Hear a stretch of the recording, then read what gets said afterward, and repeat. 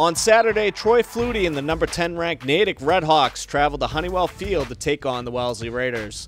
After the opening Natick drive stalled, it's Wellesley, believe it or not, getting on the board first. Here, quarterback Chris Sarney rolls out and finds Matt Jama from 11 yards out. The junior wideout hits the pylon before hitting the ground to give Wellesley the 7-0 lead.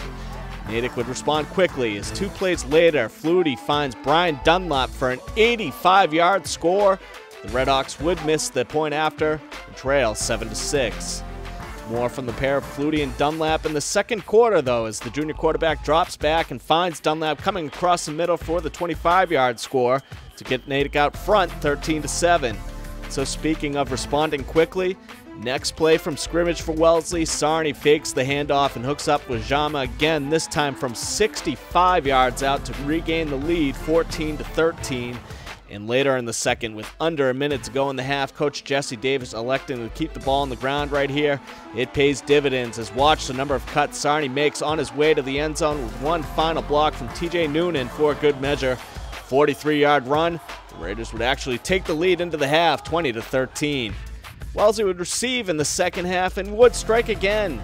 Sarney makes a couple of cuts from the line of scrimmage, and from there it's a race to the end zone. He scampers 34 yards on this one to get Wellesley out front, 27-13.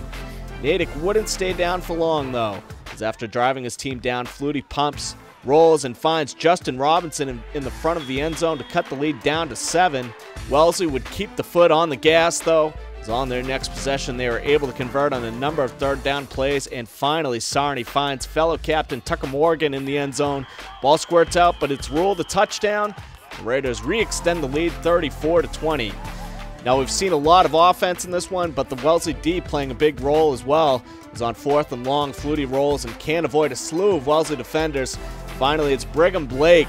It's able to corral him and drag him down by the legs to force the turnover, and that would lead to Sarney heaving up a bomb to senior Ned Holmes, coming down with a beautiful catch down the sideline.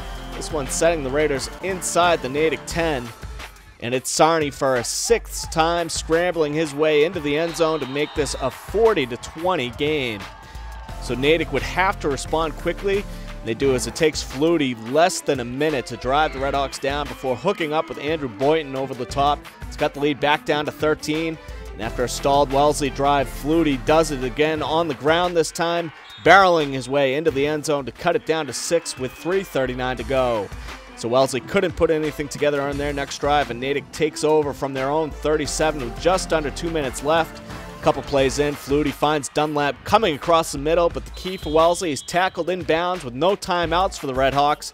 A couple of plays later, Flutie again finds Boynton, but he too goes down inbounds, so clock continuing to run. After clocking the ball, Flutie rolls out and finds Dunlap again, this time able to get out of bounds. With 13 seconds left, Flutie, looking for it all, gets taken down by John Wilson in the backfield. Clock continues to run.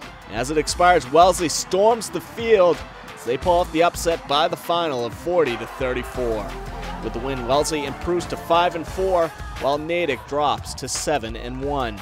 For ESPN Boston High School's blog, I'm Greg Story.